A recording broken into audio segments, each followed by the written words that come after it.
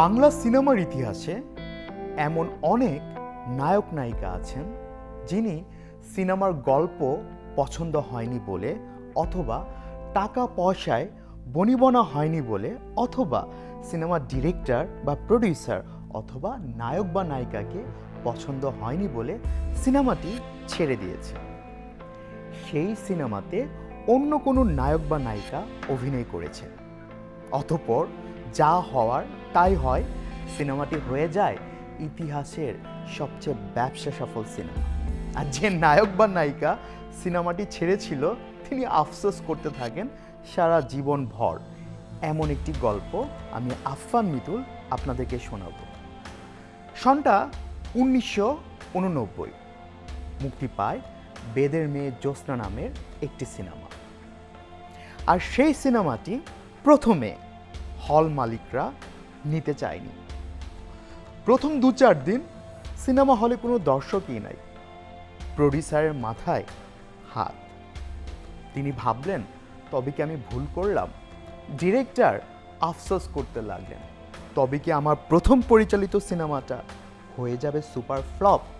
আর যে নায়ক বা নায়িকা সিনেমাতে 1 দিন বা 2 দিন অভিনয় করে ছেড়ে দিয়েছিলেন তারা তো অনেক হ্যাপি, কারণ একটা ফ্লপ সিনেমার তকমা থেকে তারা পরিত্রাণ পেলেন। ভাবলেন, খুব ভালো সিদ্ধান্ত নিয়েছি বেদের মেয়ে জ্যোৎস্না সিনেমাটি ছেড়ে দিয়ে।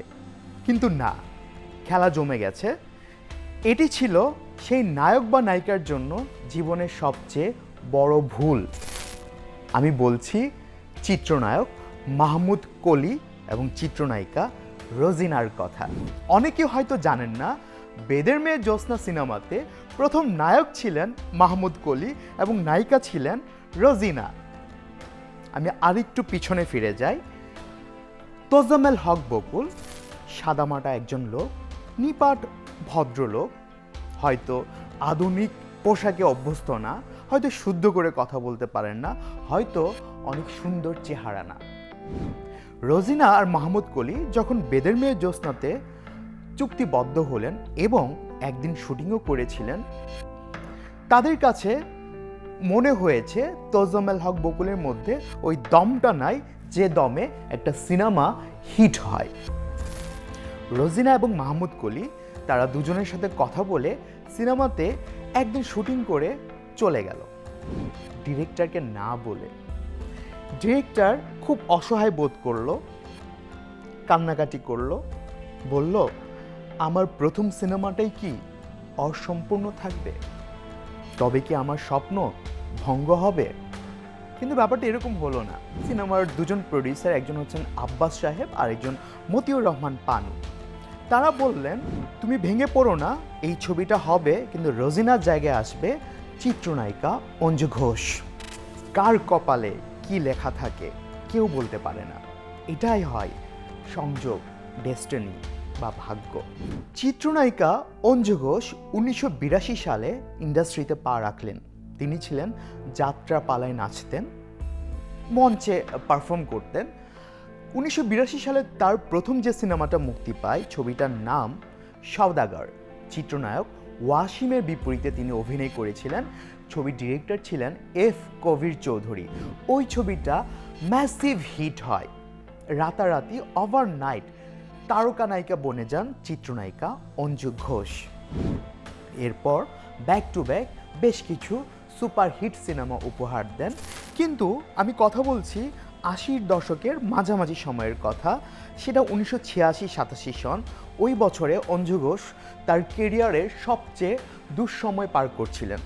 ওনার back to back, as far as I, know back to back 9টা সিনেমা হয় সুপার ফ্লপ।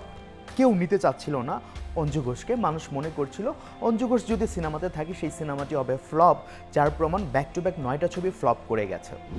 তখন দুইজন প্রডিউসার তোজাম্মেল হক বকুলকে বলল, তুমি অঞ্জু ঘোষের কাছে যাও, তাকে গিয়ে বলো এই ছবিটা করে দিতে। যেহেতু তার কয়েকটা ছবি ফ্লপ যাচ্ছে, আশা করি সে এই ছবিটা করতে রাজি হবে, এবং তাকে বলে নিবা যে সিনেমাতে খুব একটা টাকা পয়সা নাই, বাট ছবিটা যদি হিট হয় তাহলে তাকে একটা বড় অ্যামাউন্ট দেওয়া হবে। অঞ্জু ঘোষ ছবিটা লুফে নিল। ইলিয়াস কাঞ্চনও ছবিটা লুফে নিলেন। অতঃপর শুটিং হলো। ছবিটার নাম বেদের মেয়ে জ্যোৎস্না।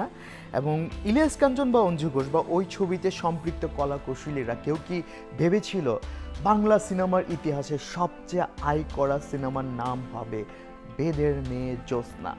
সেই ছবির গল্প সুপারহিট, সেই ছবির গান সুপারহিট, সেই ছবির ডিরেক্টর সুপারহিট। একটা ছবিতে এত ওভার বাউন্ডারি বাংলা সিনেমায় হয়তো আর নাই। এবং এই ছবিটার সাফল্য দেশ ছাড়িয়ে বিদেশেও চলে যায় এবং কলকাতাতে ঠিক 2 বছর পর একই নামে ছবি নির্মিত হয় বেদের মেয়ে জ্যোৎস্না, যেটাতে অঞ্জু ঘোষে অভিনয় করেছিলেন জ্যোৎস্নার চরিত্রে, কিন্তু নায়ক ছিলেন ওপার বাংলার সুপারহিট নায়ক চিরঞ্জিত। ওই বাংলাতেও সিনেমাটা হয়ে যায় ব্লকবাস্টার হিট। তখন ওই বছরের সবচেয়ে আয় করা ছবি ছিল কলকাতাতে বেদের মেয়ে জ্যোৎস্না, আর আমাদের দেশেও সবচেয়ে আয় করা ছবি এখন পর্যন্ত বেদের মেয়ে জ্যোৎস্না।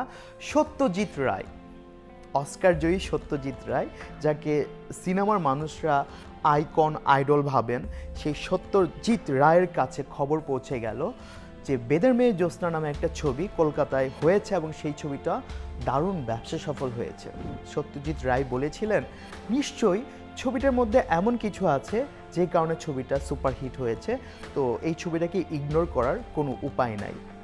ছবিতে অঞ্জু ঘোষ আর ইলিয়াস কাঞ্চন ছাড়াও গুরুত্বপূর্ণ কিছু চরিত্র অভিনয় করেছিলেন সাইফুদ্দিন, যিনি ছিলেন অঞ্জু ঘোষের দাদা, রওশন জামিল, যিনি ছিলেন অঞ্জু ঘোষের দাদি, এছাড়া সুষমা, উনি ছিলেন ইলিয়াস কাঞ্চনের মায়ের চরিত্রে, ছিলেন প্রবীর মিত্র, ছিলেন ইলিয়াস কাঞ্চনের বাবার চরিত্রে শওকত আকবর, এবং সহনায়ক বা সহনায়িকার চরিত্রে ছিলেন মিঠুন ও ফারজানা ববি। তাদের উপরে সুন্দর একটা গান চিত্রায়িত হয়। এছাড়া ইলিয়াস কাঞ্চনের উপর দারুণ সুন্দর একটা গান চিত্রায়িত হয় মুজিব পরদেশির আমি বন্দি কারাগারে। আর এই সিনেমার সবচেয়ে আইকনিক সং বেদের মেয়ে জ্যোৎস্না আমায় কথা দিয়েছে, আশি আশি বলে জ্যোৎস্না ফাঁকি দিয়েছে, রুনা লায়লা গানটি গিয়েছিলেন, এন্ড্রু কিশোরও গানটি গিয়েছিলেন এবং মিউজিক ডিরেক্টর ছিলেন আবু তাহের।